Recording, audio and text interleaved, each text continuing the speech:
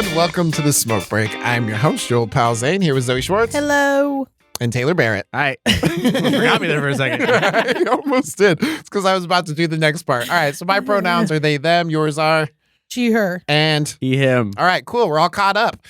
This is a new change that we're all sort of getting used to. So, I mean, I expect that, like most changes, that it's going to take some getting used to. So, Adjusting. yeah, I have some adjusting. I have patience for you, so don't worry about it. Cool, moving on. So, on this week's episode of The Smoke Break, we're going to do our disclaimer, which is to say that this is for entertainment purposes only. We work in the field, but do not claim to be professionals in this space. Our intention is to have conversations around lived experience, and as a result, we may not always agree or disagree with what our guests have to say, but I don't have to say that part because we don't have guests. Welcome to The Smoke Break. Let's do it. You don't have to agree with what I say though either. Yeah, that's true. That's true. But I often do. So this week we wanted to talk about delayed gratification and instant gratification. Delayed gratification and instant gratification. Thank you. Yes. Delayed gratification. I feel like it's the thing that is ultimately more rewarding, but I also feel like it takes some more time to get there. I want to feel good now. I want to feel good now. Yeah. You'll feel better if you feel better later. But I feel bad now. That's the part that I don't like. So the way that I guess I was thinking of this is because it's like recently I've been playing a lot of video games. Video games are fucking sweet. Zoe's like, I can't relate already. But like the thing about video games is that they're constantly giving you that dopamine hit. That they're just like, hey, you unlocked this, you did this, you're in a new place, you talked to this. It's like it's constantly giving you that, and I'm like, okay, if I'm constantly looking for instant gratification and getting it, then like I'm not seeing the rewards of like what can happen if I do something that might take longer. Yeah. And a lot of AAA games, like I guess for not nerds, that just means like games with a shitload of funding that have a huge player base, which like big name games like Fortnite and Call of Duty. Like they implement this thing called like a battle pass, and that like.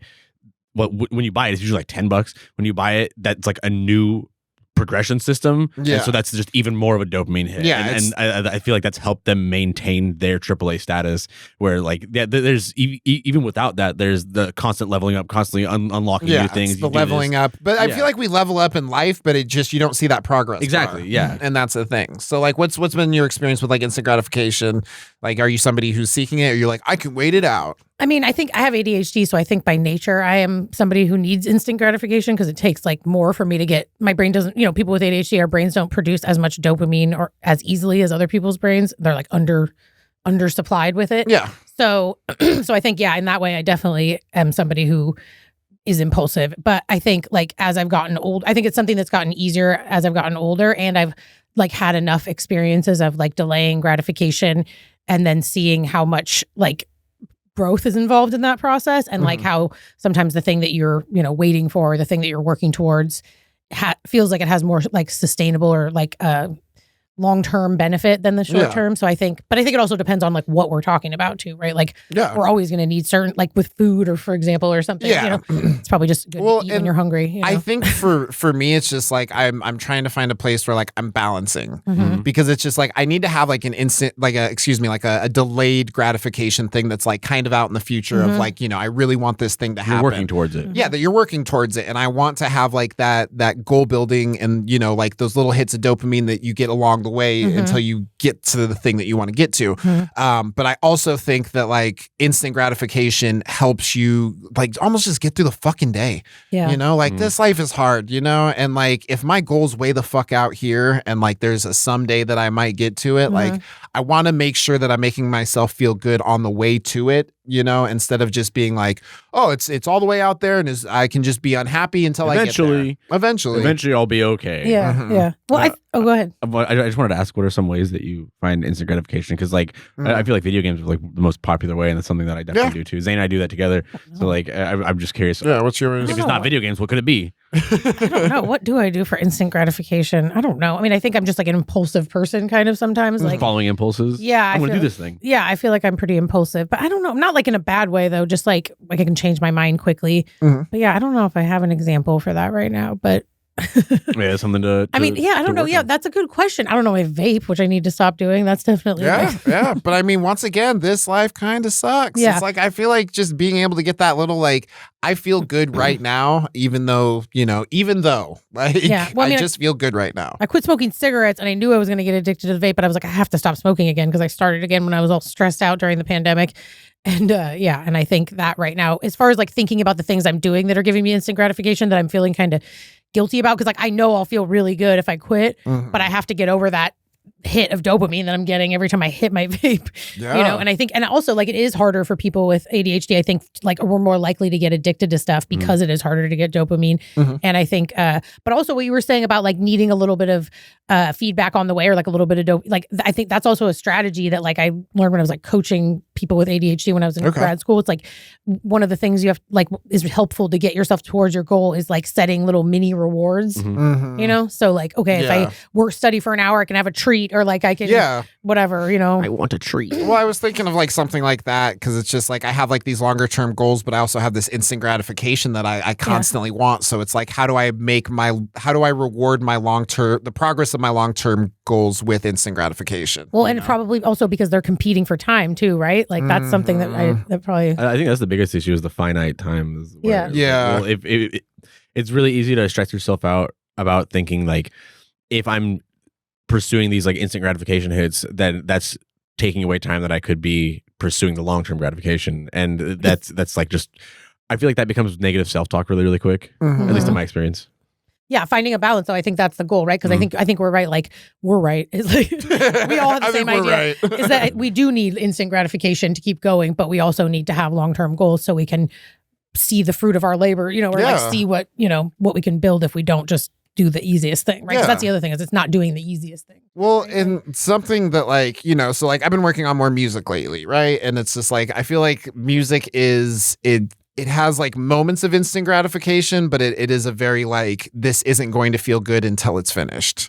So it's like a very, like it's a long-term like a delayed gratification thing, in that sense of like, this will feel good once it's completed, once it's recorded, once it's all these things. There's also little mini hits along the way too. There are where you write like a really good line. Yeah. So there's that, but it's like the delayed gratification of writing a bunch of bad fucking lines. And you're like sitting there and being like, okay, I've tried rewriting this verse fucking 5 times and I still can't get it. And it's like, that's a really hard thing to push through, knowing that like once I finish it, I'll feel good and that like I can complete it, but like also knowing that like right now it kind of feels bad. Yeah. Well, and then I forgot about comedy. Like obviously doing an open mic is like instant gratification, right? Because you're like, Can be.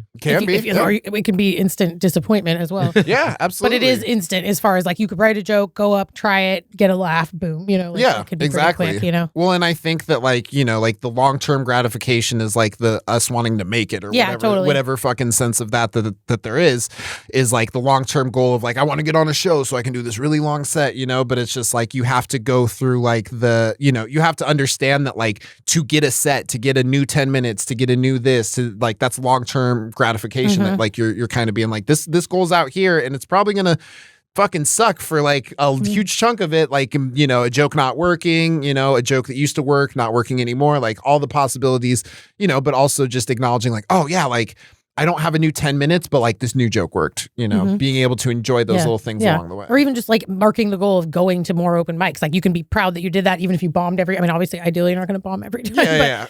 But you can also restructure like what the goal is to see it as a dopamine hit, I guess, right? Yeah.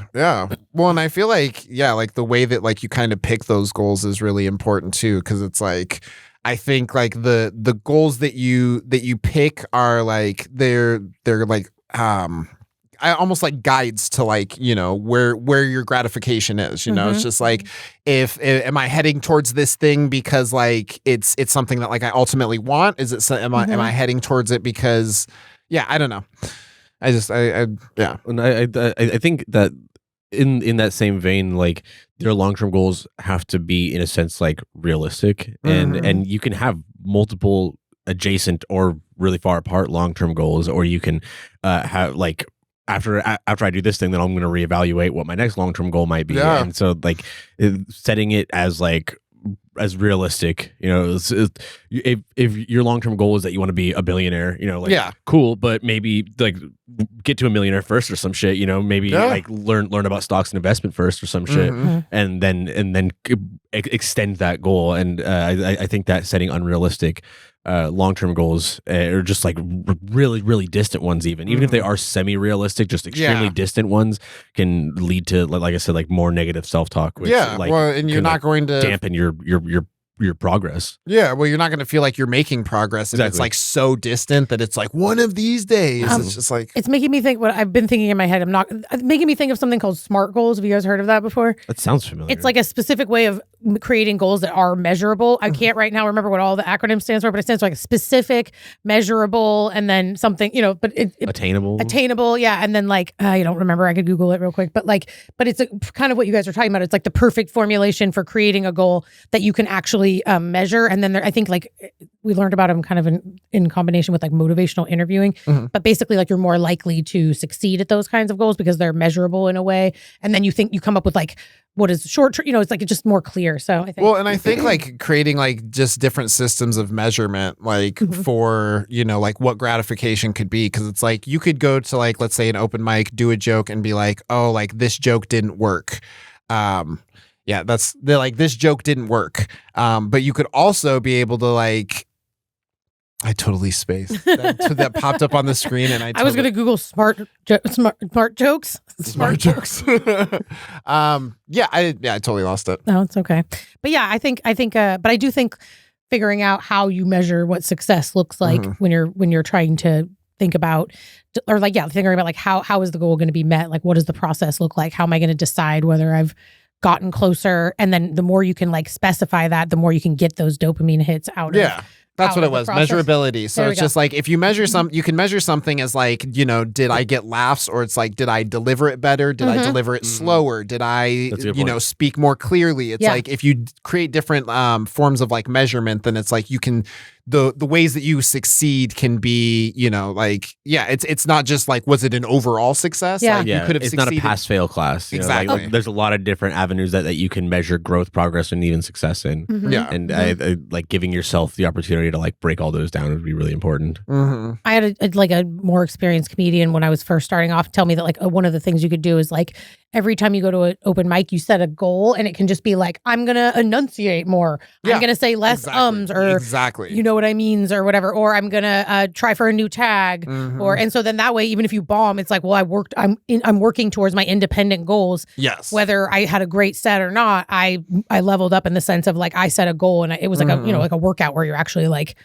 being like, I'm going to use upper body today versus, and I like that you said that, because like that kind of reminds me of like, like being like having like little measurements and stuff. Like I've noticed that there's apps and stuff that are just like, will mark like you drank enough water today. Oh yeah. And it's just like getting those little points. It's like, even if they're literally nothing else, like just getting those points, you're like, sweet. I saw an app like that, and like based off of what you're doing in life as far as like self-care and like progress and stuff, the character that you have in design gets stronger, and like you can like do more shit in this like fantasy adventure campaign with the character that's getting stronger because of your real world achievements. So goofy. And I was like, fuck, that might get me. That might get but that's me. The thing that's is like good motivation. Yeah. I feel like there's just no measurement, like as somebody who plays video games, there's like an experience bar of like, okay, you're almost to the next level. You're almost to the, but it's like, you have to like create one for yourself. You do. Cause it's like, I feel like I'm looking at my life and I'm just like, am I anywhere better than I was a fucking year ago? Yeah, totally, And it's like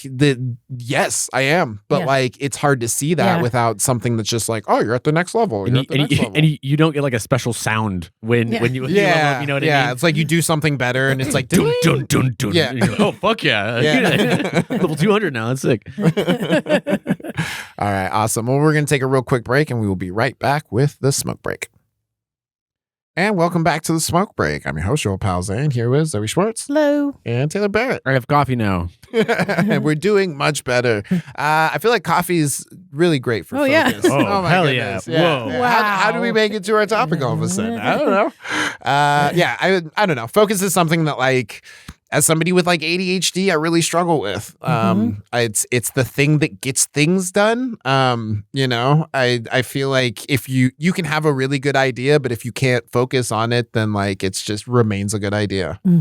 Story of my life. Story of my life. Hard relates. But yeah, I don't know. What's been like both of y'all's experience with focus? I would say focus is something that I've always struggled with. I find ways to keep myself distracted more than I find ways to keep myself focused. And I feel like those feelings are very adjacent because you feel like you're being focused when you're doing something that you're distracted by, but it's just something that's good at grabbing your attention generally. And lately I've been trying to be honest with myself about like how much focus I can put into something. Like when we were working on our script, I was like, I think I'm out of brain juice. And I appreciated that.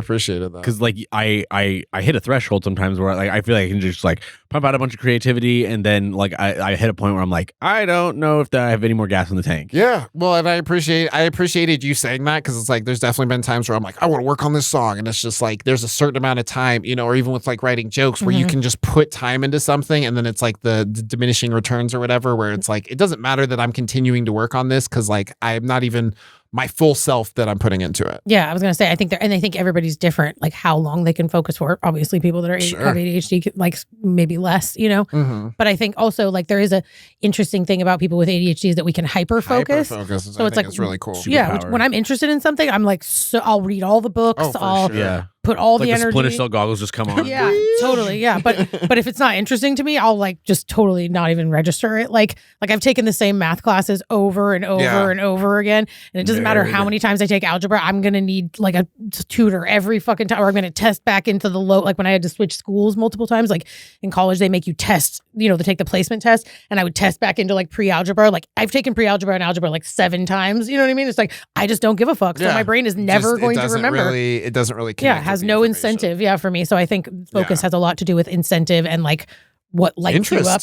Yeah, interest. Yeah, that's Well, they can be similar but also they can be totally different. Yeah, totally. Yeah. Like sometimes my incentive is just like learning about something that I'm passionate about, and sometimes there's like an actual tangible reward from learning about something. But the one where it's not where I'm not super interested about it, I find significantly more difficult to focus on for long periods of time. Like when I was doing college shit, I just shit. I just couldn't. I just I would sit there and like pay attention for like every class, but it was just like in one ear and out the other sometimes. And I really had to like lock in and try to just like, okay, I'm gonna take fucking notes. I'm gonna do all this and just like make sure that I was getting as much information as possible.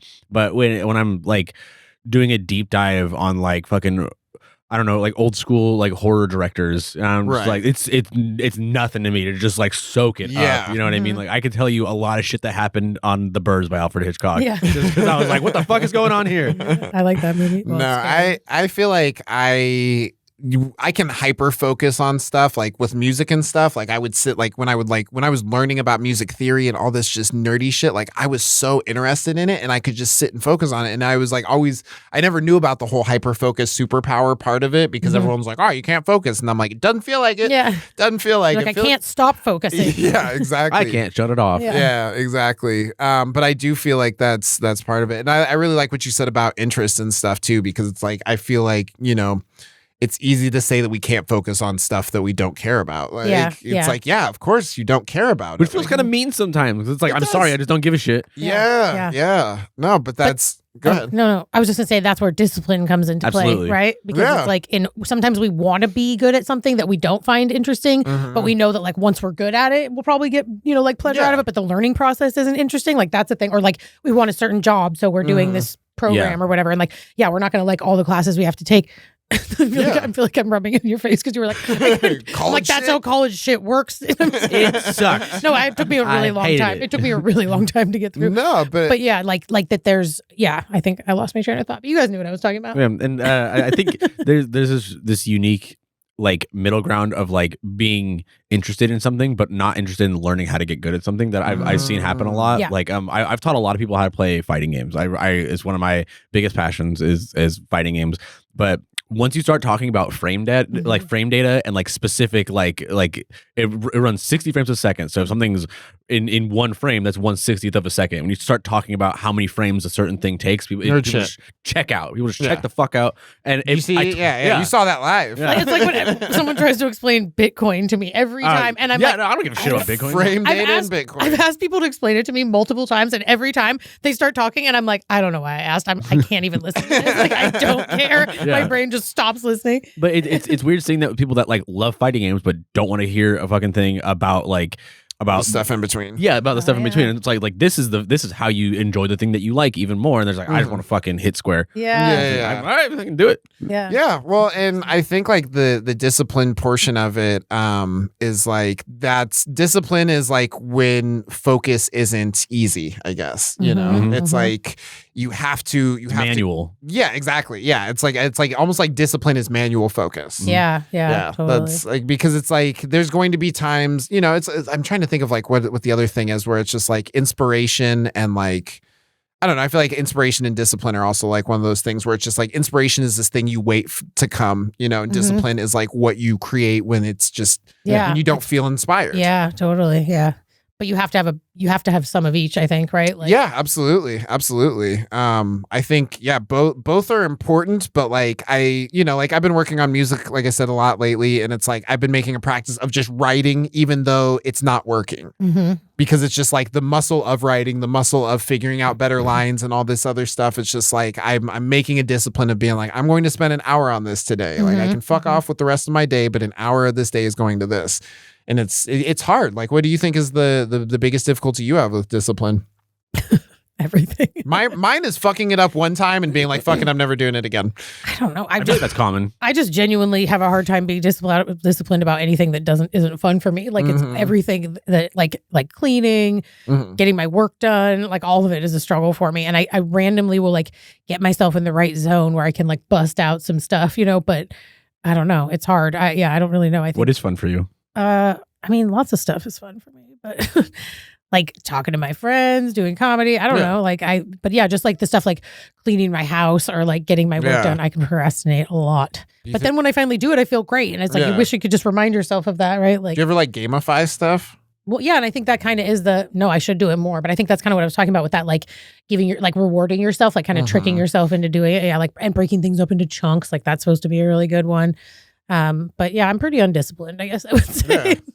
I think one of my biggest struggles with discipline, especially when it comes to like cleaning stuff, or like the best example I can think of is like when everyone always tried to get me to make my bed. I was like, fucking why? Like it's like I understand the value of like cleaning stuff, but I think making the bed is like the biggest irk that I have, because it's like I'm literally just gonna fuck it up tonight. Like when you clean stuff, it like obviously you prevent like gross shit from happening when you're like cleaning countertops and bathrooms and shit. Yeah. But like the making the bed thing drives me nuts, because it's like that I'm not vacuuming it. Like I'm not cleaning it. I'm just making it. It goes away that night. It changes that night. When I get back in bed, I'm going to roll around and destroy this fucking blanket again. I know how this goes. See, that's weird, because that's a funny thing that you brought that up. For some reason, I make my bed every morning, but for like probably up until I was like 30, I didn't. Or maybe even like 30, you know, like it's only been in the last discipline practice for you? Yeah, I think I just started like I think this is honestly funny. I think it was like I got some comforter covers that I really liked. And so I liked walking past my bedroom and like seeing it look nice. Having it look like a hotel. Yeah, not like I don't do it perfectly by any means, but it just like visually like, and it's dumb because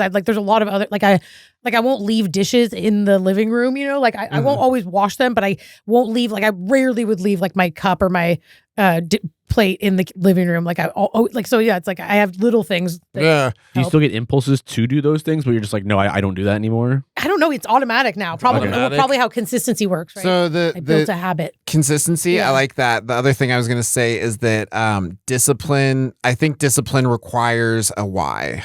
Yeah. You know, because it's like, it's hard to be disciplined if you don't know why the fuck you're doing it. You know, it's like, how can I be disciplined about making my bed if I, in my mind, have decided that it's kind of fucking pointless? So it's just like having the okay, this is why I'm creating this habit. That allows you to be like, okay, this is why I do this on days that I don't want to do this. Even without the instant or long-term gratification, just like knowing why you're doing it helps you do it. And I think that's where I've struggled with that, is like, I don't get the instant or long-term gratification from a lot of like chores type of shit. So like the having a good reason to do it. Like lately, my reason has been like because this is the kind of person I want to be. Yeah. You know, and like that's been helpful, but also it feels kind of bad sometimes because like, oh, I'm not that yet, and like, it sucks a little bit. But well, by saying like this is the person I want to be, you're implying that you're not that person. Exactly. Now. Yeah. So it's like you can make yourself feel bad. Yeah. Yeah. I'm sure there's better ways for me to do that, but that's been my There's great ways to make yourself feel bad. Or like, I know them. Or like I want to be better than I was yesterday. I feel like that's a kinder way of kind of doing. Yeah, that, yeah, exactly. Like I'm still. Did I suck yesterday?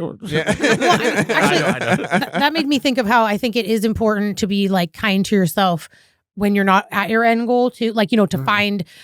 Like this, it's in the journey, not the destination. Like I think it's true. I think like when you really are working towards something that is going to take, like a sustained amount of discipline, it is really important to be able to do that. I think so. Yeah, well, and I think that like discipline and focus are like they're two things that you need to meet a goal. But like I also think that like I don't know, like in my experience, like focus is really hard to fucking like maintain, right? Like I might be able to have it for a short period of time. I might be able to have it for one day, but like to maintain focus to like, cause there's been times I've sat down, I'm like, I'm going to work on a song. And then I work on it for like 30 minutes. And then like I get a fucking Facebook notification. I'm like, wonder what everyone's doing on here. And it's just like, okay, I lost my focus. Now you're scrolling through reels. Phone was something that came up in my mind when we first started talking about this too, like how we're all so focused on our phone and that kind of distracted focus where you're like, I've been looking at it for an hour, but like nothing on there was like, I didn't intentionally Just look at it for an hour. Yeah. Right. Or even just like watching reels. Like I just watch reels like, and it is that instant gratification thing of you get a new one, it's just like swiping on the dating app or something. It's like, you can't stop. You're all just a couple more, just a couple more. Well, and I think that's really good that you brought that up because it is like that instant gratification thing of like, this is, and the thing that's like super difficult about focus is that like once you go switch to another task, like I learned about this in like music production. It's like there's different types of things you can do in music production. Only do one. Like if you're only going to write like the parts for it, don't like do the stuff where you're tweaking the knobs and making a different sound. Making sounds its own chunk because each time your brain switches, you like lose focus. Exactly. Yeah. Where it's like it's hard to like fucking start. As soon as you get your brain into the fucking mode, like ride that mode. And that's something that's harder for people with ADHD too. Is we have harder time switching tasks. Yes. Too. I like. I've heard a lot of techniques to like make like I'm going to use chores again as an example, but like just to make things like that more streamlined, and then those things will end up bogging me down. They're just like, yeah, just put on music, and then I take a half an hour to like find a song I want to listen to, and then that song changes because I'm on shuffle and I'm like, wait, no, I don't want this song now. And I go back. And what's that one album? And you're just like fucking there. You should see me clean. I'm like, I start doing one thing and then I see something else, and then before you know it, I'm like cleaning the bass, and I'm like, what am I doing? I just did like 7 things. None of them made any sense. I half did all of them. But and like I always think that I can't do the next thing until I do this thing. You know, I'm just like, well, I can't write this because I don't have the information on this. But then they had this other article that was attached to it, and I'm just like, you're like, so I can't finish anything. Yeah, so. I just never took a shit. Like it's just like you do research about taking shits. Listen, squatty potty. It was a busy day. I highly recommend a squatty potty. Squatty potty's OP. Yeah, I actually stand to poop. Dope. So yeah.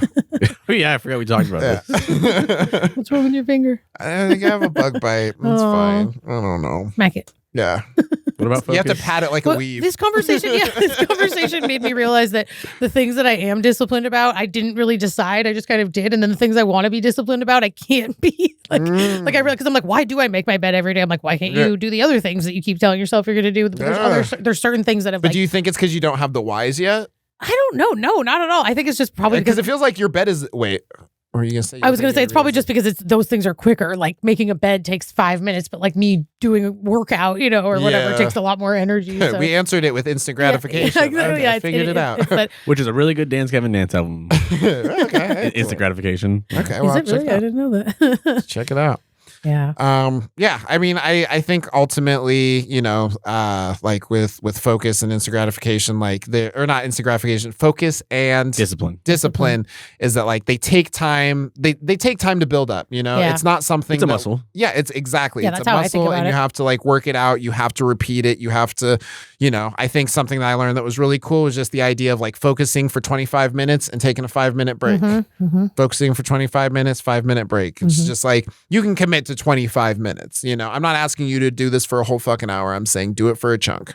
There's something called the Pomodoro technique. Yeah, that's what it is. Yeah, and that's what it is. It's like, and I think it like it changes a little bit. Like first you take shorter breaks, and then you take a little bit longer. Like every 3 breaks, you take like a longer break. 15. Yeah. And it's actually like there's evidence that it's like one of the most effective ways to sustain attention. Yeah. So that's try it out. Pomodoro effect or whatever effect. The butterfly effect. Technique. Check it out. The butterfly technique. Strategy thing that you do. I don't know. Okie doke. Well, we'll be right that was helpful. back. Yeah, hopefully that was helpful. That was focus. That was focus, and we will be right back with the smoke break. And welcome back to the smoke break. During this last section, we are going to talk about decision making. Mm-hmm. Let's do it. Decision making. Decision making, in my experience, I will hold off on making a decision because I think there is a more right decision, and that can stop me from making any decision at all because sometimes there isn't a perfect answer to something. I've heard it called decision paralysis. Decision paralysis. Yes. That's what I called it. Yeah. Yep. Yeah, because it's almost like if you can't make the perfect decision, then you don't want to make it. But then I don't want to make a wrong decision. But I've seen that hold like really people back that have like a lot to offer the world. You know what I mean? Like not making a decision because they're so focused on making the right decision. And then before you know it, you're 40 and you're like, why didn't I make a decision? Yeah. I think the most prevalent me a way while. that I've seen that show up is like when you're at a restaurant and you like don't know what you want, and so like you've already read the entire menu 6 times, but you're just like, wait, no, like do me last, and then like I always do that. I always, whenever someone will come up and I'll say, just order, and then it'll force me to pick one. I do that. Yeah. and then you're sweating like enchiladas, And then it's always the wrong one. I panic because like I've been a server and I'm like, I don't want to be annoying, so I'll pick something I don't even want, so I'm not a fucking. my God. I've watched you do that. Yeah, I've absolutely. watched you do that, Yeah. and I like if it wasn't so fucking funny, sometimes I would be upset. Yeah. I'm just like I'll just look at the menu and the first thing I see, I'm like, I'll take that so I'm not inconvenienced. Oh my God. And it's just like okay, that was like 3 seconds. I don't know what the fuck you were worried about. That's how I ended up with a cheeseburger omelet from IHOP. Yeah. Ew. I was with Amanda and I fucking panicked. I panicked because I didn't want to be annoying, and it was awful. It was an omelet with mustard and ketchup. And then your farts ketchup were was probably fine. more annoying. Ew, it had awful. mustard and ketchup? Mustard and Ground ketchup. beef. Ground On beef. eggs? Yep, I know. I'm sorry.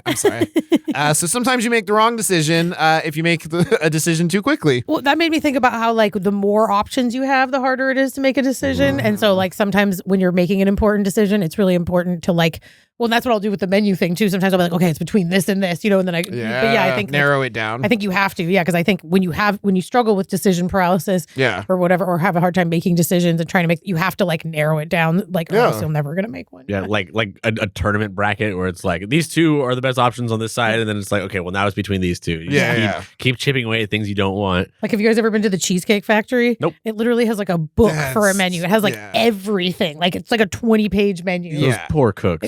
It's crazy. Like it's thick. Like if dropped from a high height, could kill someone. It has like multiple, like they have like Chinese food. They have like, I don't know. They have like several different genres and like, genre is not the right word, but types of food. It's and I always would have a really hard time making a decision. Yeah. Well, I mean, I think I like what you say about like, there being like the amount of decisions kind of like creates that paralysis. Absolutely. Yeah. No, I think so. And I think too, what you were saying about like trying to make the perfect decision, like if you're trying to make the perfect decision, anything that's not the perfect decision is going to feel like it's the wrong decision. And that's the problem, is that like if you narrow it down in that way between perfect and not perfect, then like like I said, everything that's not that is going to be the wrong answer. And it's like there's more nuance than that. Well, and sometimes making the wrong decision is important, right? If you only ever made the right decision, then you don't learn how to deal with problems. You know what I mean? So I think it's unrealistic, probably too, but also it's not really teaching you valuable lessons. Like there's probably just as much value in making the wrong decision as there is in making the right decision, because that's not a real thing anyway, right? Yeah. I mean, some things. Yeah, there's some things that you can, like you can come to I feel like I handled this the best that I could, but I think that there's other things that it's like, I don't know. I think that like it comes from like a worry of like, but what if I would have chosen the other thing? That's where I find myself being like, no matter how I handle it, I'm always just like, but what if I had done it this way? Yeah. And I think the problem that I've heard brought up a lot is that like you can't know that would have made things turn out better. Right. Yeah. You can say it was the wrong decision, but who's to say the other thing wouldn't have totally flopped or gone backwards? It could have gone sideways, and Well, I was thinking, like, do you guys have any specific ways that you make you know how like some people make decisions based on their gut instincts, some people make decisions based on logic. I mean, obviously depending on the situation, but some people are. How do you think? I think I try to be very, very logical, and that's caused decision paralysis pretty often. And that also, like, in not listening to my gut, I've seen a lot of things just kind of like blow by me, and I'm like, fuck, I should listen to my gut. And a couple times, especially lately, like I want to say in the last couple months, I've been trying to just listen to my gut more and just be like, let's fucking do this because this I feel a little bit of like magnetic pull towards this decision or whatever. More often than not, that has worked out for me. Yeah. And so I think that people that are consistently more logical, despite how much better that it feels to like have all that thought put into it, I think they kind of owe it to themselves to try to trust their gut, even if it's awkward or like, I don't want to like be weird or like ask a dumb question or like do this thing and then be perceived this way or something. Like, listening to your gut, I feel like, is good for logical people to do. And I think the inverse is also true. People that always listen to their gut, be logical sometimes. Owe it to themselves to be logical sometimes. Yeah. Well, and that made me think about how I feel like our culture like really imposes a lot of like values and morals from the outside. And so we think that there are morals and values, but then like at some point we might realize like, oh, I don't actually, like, why am I thinking this? Why do I think I have to do this? Like, do I actually want to do this? Or is this something I feel like I'm supposed to do?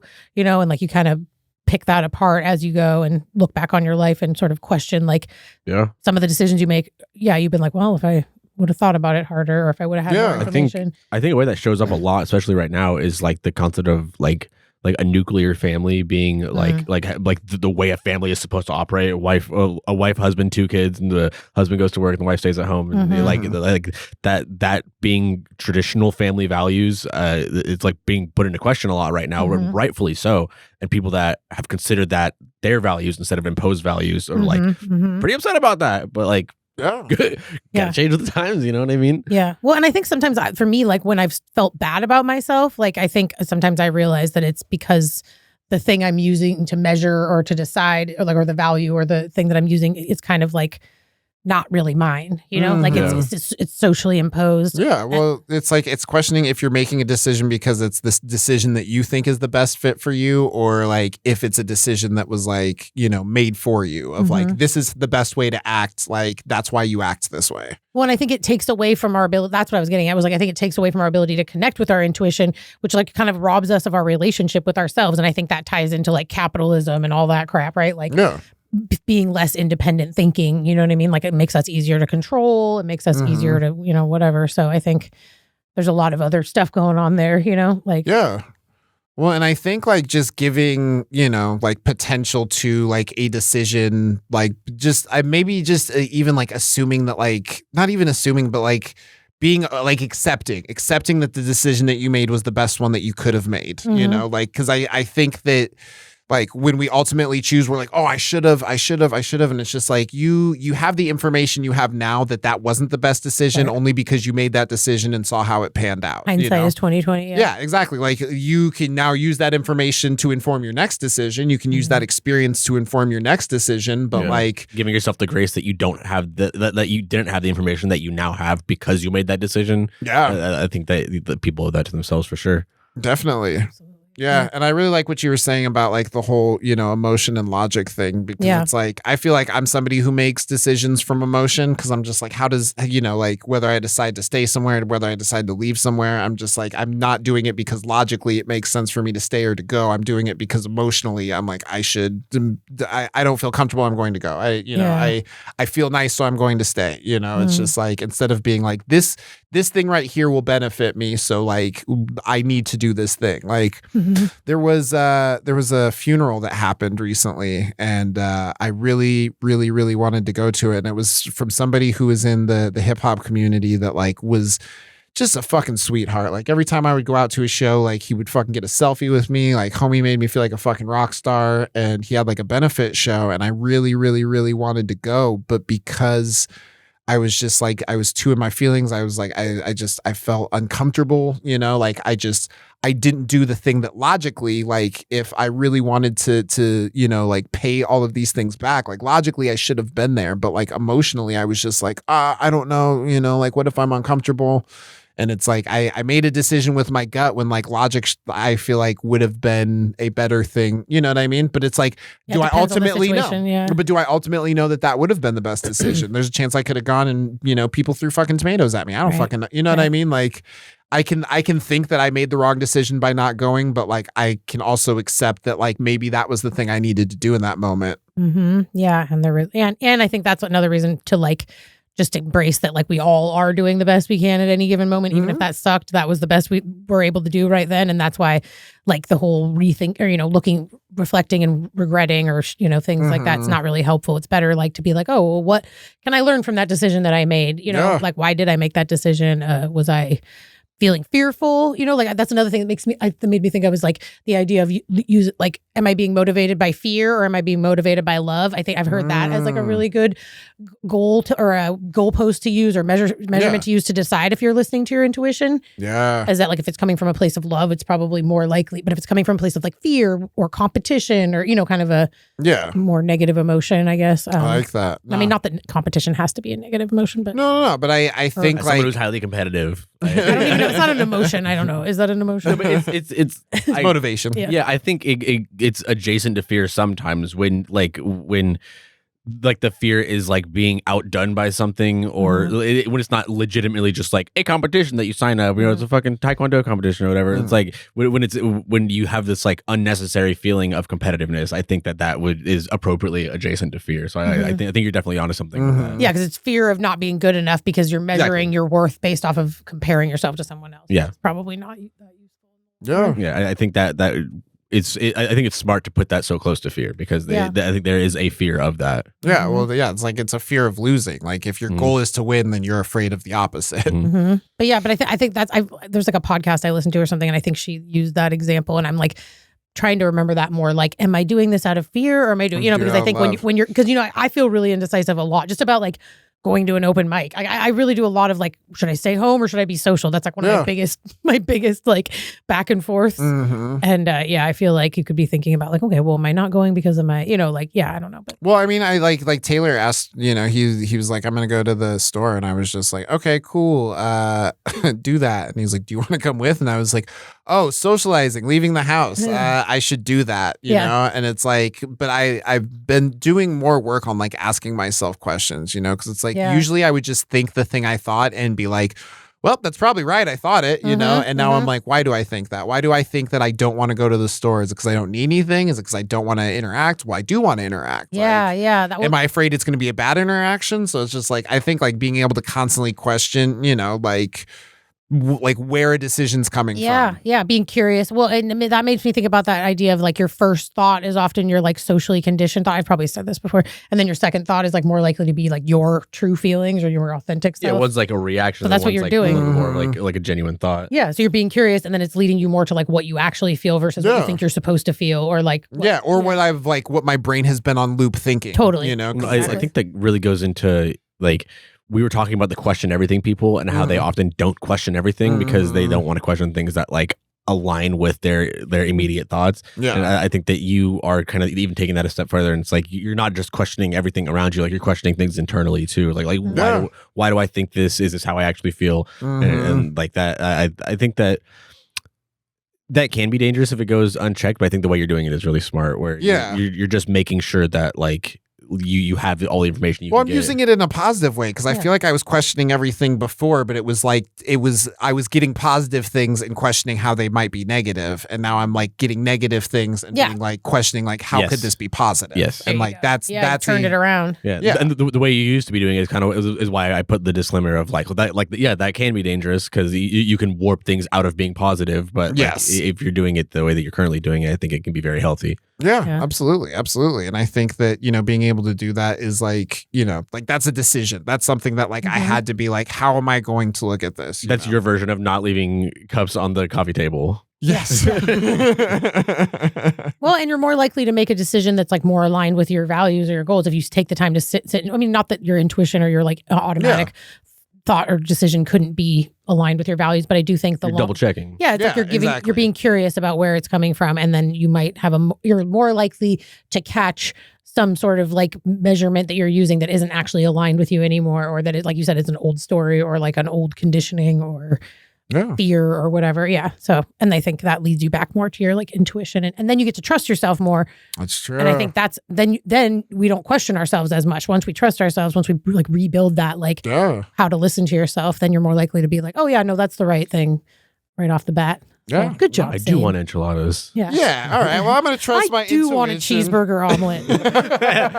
Next time I get a cheeseburger omelet, it'll be my choice. Exactly. All right. Excellent. Well, that has been the Smoke Break. Thank you all so much for hanging out with us. I've been your host, your old pal Zane. Here was Zoe Schwartz. Bye. Taylor Barrett. Peace out. Later, players.